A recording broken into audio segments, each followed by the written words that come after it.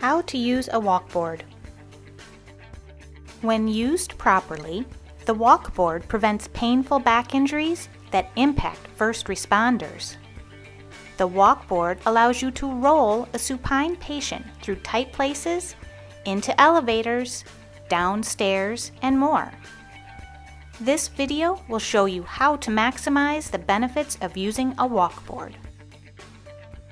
Proper technique. Perhaps the biggest challenge when using a walkboard is letting the board do the heavy work for you.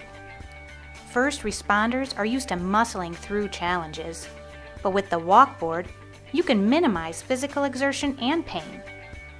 The goal is to keep your arms straight, align the patient over the wheels, and let gravity do the work for you. If your elbows are bent, your arms and back are doing work that the walkboard and gravity could be doing for you.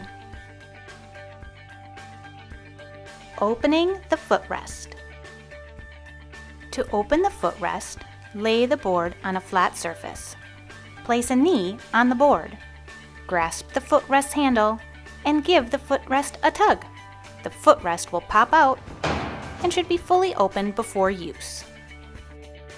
Securing the patient. Place your walkboard next to the patient. Log roll the patient onto the walkboard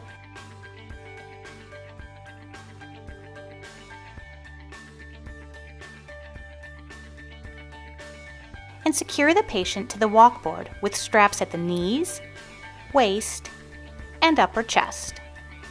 Securing the patient to the board at the knees, waist, and upper chest will maximize the patient's stability during transport. Make sure there is no gap between the patient's heels and the footrest. If there is a gap, the patient will slide during transport. Lifting the patient. Before lifting a patient, make sure the walkboard is aligned with the path you need to take. Grab the handle in the footrest.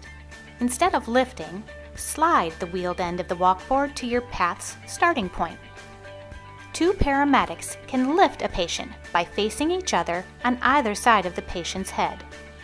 With one hand, grip the first opening below the corner. Skip 2 openings, then use your other hand to grip the next opening. This wide span between your hands will create stability. Face each other and lift with your legs, not your back, keeping your head up and back straight. Lift slowly and at the same speed so the patient does not tip. When the lift is complete, your arms should be straight with locked elbows. Moving the patient. To move the patient on an uncarpeted floor, align the patient's center of gravity over the wheels. The patient will be close to a standing position, making them easy to move without heavy exertion. When moving a patient on a carpeted floor, tilt the board back before moving. This will allow you to get the board started in deep pile, padding, and other soft surfaces. Transitioning. Before going downstairs, you will need to transition from 2-person to 1-person operation. If done incorrectly, the patient could tip. The proper technique is to stop moving the walkboard and lower the board to waist height. Notice how the paramedic's arms are straight, not bent. They are letting gravity do the work. One paramedic maintains a firm 2-hand grip, while the other paramedic always keeps one hand on the board throughout the transition. He uses a hand-over-hand approach to move from the side of the board to the top of the board. When he has a firm 2-hand grip at the top of the board, the second paramedic may let go. Going downstairs. There is no need to lift the walkboard over individual steps. Paramedics simply guide the rate of gravity-powered descent and steer the path of the walkboard. The paramedic at the head of the walkboard controls the rate of descent, while the paramedic at the foot of the walkboard guides the path.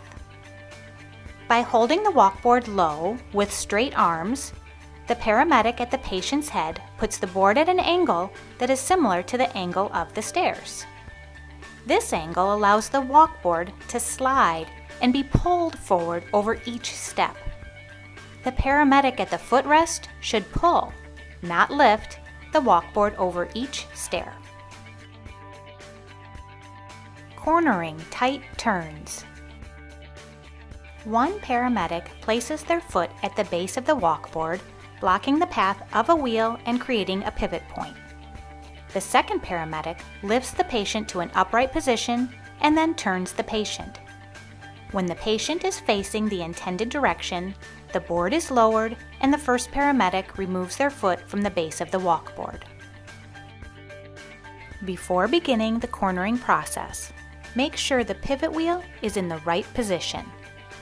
If you are on a stair landing, do not begin the cornering process until the pivot wheel is able to go down the next staircase.